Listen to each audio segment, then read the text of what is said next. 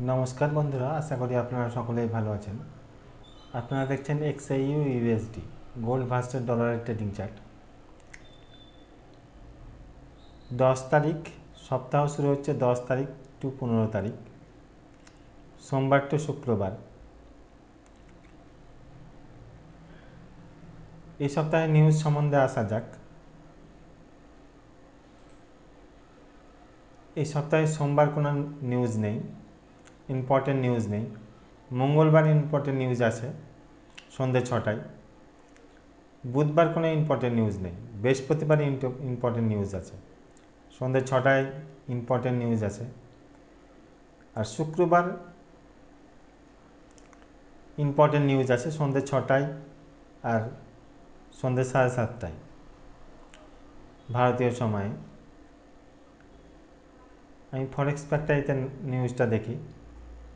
এটা ফরেক্স ফ্যাক্টরিতে দেখুন। আসা যাক চার্টে। দেখুন, এটা বুলিশ ক্যান্ডেল, উইকলি একটা বুলিশ ক্যান্ডেল ক্রিয়েট হয়েছে এই সপ্তাহে। গত সপ্তাহে যে ক্যান্ডেলটা ক্রিয়েট হয়েছিল, একটা বুলিশ ক্যান্ডেল ক্রিয়েট হয়েছিল নিচে উইক দিয়ে। এই সপ্তাহে কিন্তু একটা বুলিশ ক্যান্ডেল ক্রিয়েট হয়েছে।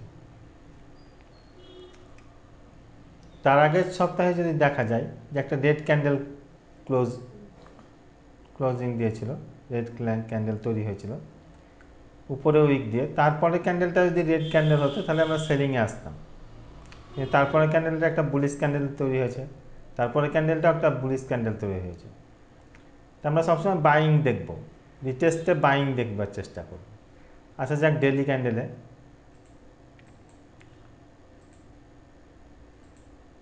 দেখুন ডেলি ক্যান্ডেলটা একটা রেড ক্যান্ডেল ক্রিয়েট হয়েছে, কিন্তু নিচে উইক দিয়েছে দেখুন কতটা।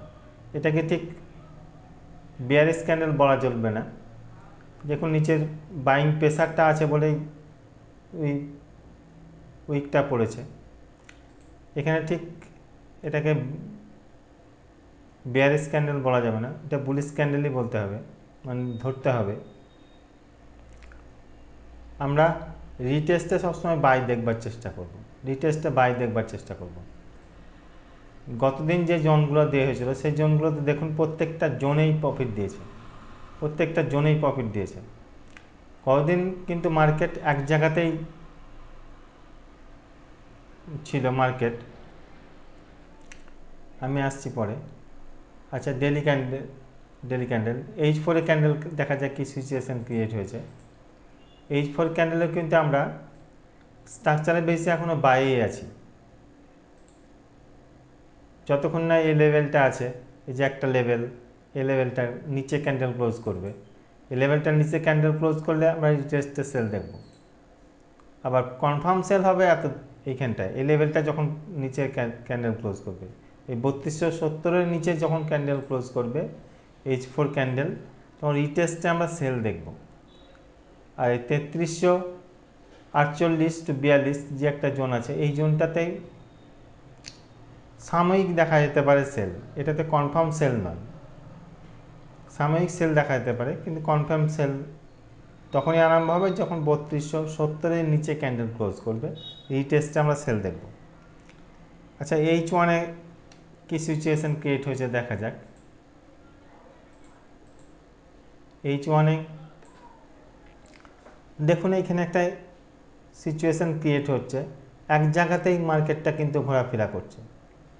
কতদিন কিন্তু এক জায়গাতে মার্কেটটায় ঘোরাফেরা করেছে, ওটা একটা স্প্রিং তৈরি করছে। এই স্প্রিং যেমন ছেড়ে দিলে মানে যে কোনো দিকে চলে যায় দ্রুত গতিতে, সেই রকম কিন্তু এটা একটা স্প্রিং ক্যান্ডেল তৈরি করছে। দেখুন মার্কেট এই লেভেল থেকে এই লেভেলটা একই লেভেলে ঘোরাফেরা করছে। মার্কেট হয় উপর দিকে যেতে পারবে, স্মুথলি উপর দিকে যেতে পারে, আবার স্মুথলি নিচের দিকেও নামতে পারে, মানে জোনগুলো ভাঙতে ভাঙতে, যে জোনগুলো আছে যে জোনগুলো ভাঙতে ভাঙতে নিচের দিকেও নামতে পারে, আবার উপরের দিকে যেতে পারে।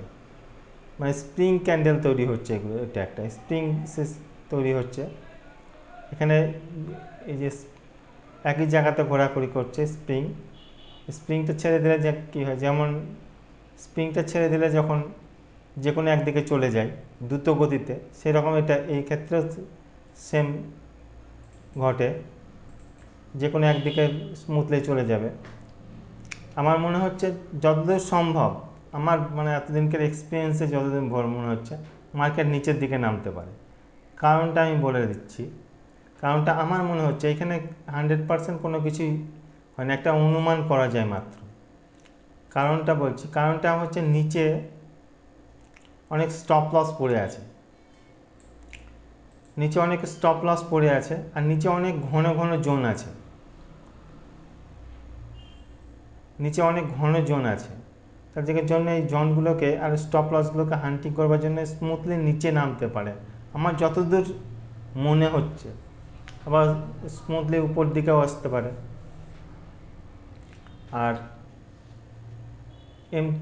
H1-এ আমরা বাইরেই আছি, H1-এ বাইরেই আছি। দেখুন এই যে একটা লো, এই যে একটা লো, এ হাই,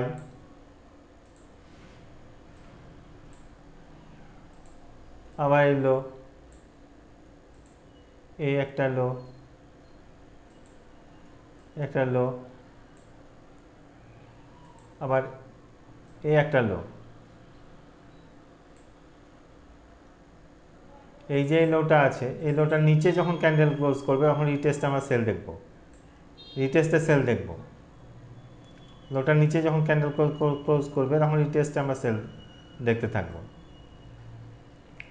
এই 3272-70 এই লেভেলটার নিচে যখন ক্যান্ডেল ক্লোজ করবে তখন আমরা রিটেস্টে সেল দেখতে থাকবো। তখন স্ট্রাকচার বাইং যে স্ট্রাকচারটা সেটা ভেঙে যাবে আর সেলিং আরম্ভ হবে। আমি জোনগুলো দিয়ে দিচ্ছি, গত দিনকার যে জোনগুলো দিয়েছিলাম সেম জোনই আছে, কারণ মার্কেট এক জায়গাতেই ঘোরাফেরা করেছে, কারণ জোনের কোনো পরিবর্তন হয়নি।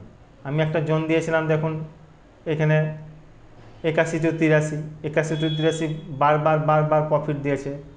তারপরে এখানে একটা জোন দিয়েছিলাম আমি 1 পিপসের, এই 3400 to 3401, এখানেও বারবার প্রফিট দিয়েছে। তারপর একটা জোন দিয়েছি 75 to 77, 2 পিপসের জোন। দেখুন 2 পিপসের জোনে টাচ করে আবার উপর দিকে উঠেছে। আমার জোনগুলো দেখুন 1 পিপস 2 পিপস এরকম জোন, কিন্তু এইখানে প্রচুর ঘন ঘন জোন আছে। এই জোনগুলোকে আমি মনে করছি মার্কেট শার্পলি নিচে নামতে পারে, কারণ এই জোনগুলোকে ভাঙতে পারে, ভাঙার সম্ভাবনা থাকবে। আর মার্কেট এখন স্প্রিং সিচুয়েশনে আছে, স্প্রিং ক্যান্ডেল তৈরি করছে, মানে এক জায়গাতেই বারবার ঘোরাফেরা করছে। H1-এ দেখুন, H1-এ দেখলে বুঝতে পারবেন। এই দেখেন মার্কেট এক জায়গাতেই ঘোরাফেরা করছে, এই এক জায়গাতেই ঘোরাফেরা করছে, একটা স্প্রিং সিস্টেম তৈরি হচ্ছে। যে কোনো স্প্রিং যেমন যে কোনো ছেড়ে দিলে যে কোনো দিকে চলে যায়, সেরকম স্মুথলি উপর দিকে যেতে পারে, নিচের দিকে আছে। কিন্তু আমার মনে হচ্ছে যতদূর সম্ভব নিচের দিকে নামতে পারে, যতদূর সম্ভব নিচের দিকে নামতে পারে, কারণ মার্কেট অনেক জোন পড়ে আছে, এগুলোতে অনেক জোন পড়ে আছে, আর এদিকে অনেক স্টপ লসও পড়ে আছে, নিচের দিকে অনেক স্টপ লস পড়ে আছে। মার্কেট নিচে হান্টিং করবার জন্য স্টপ লসগুলোকে নিচে নামতে পারবে। আর জোনে থেকে ট্রেড করবেন, এই ফাঁকা জায়গাতে কখনোই ট্রেড করবেন না, জোনে থেকে ট্রেড করবেন স্টপ লস লাগিয়ে। ঠিক আছে, ধন্যবাদ।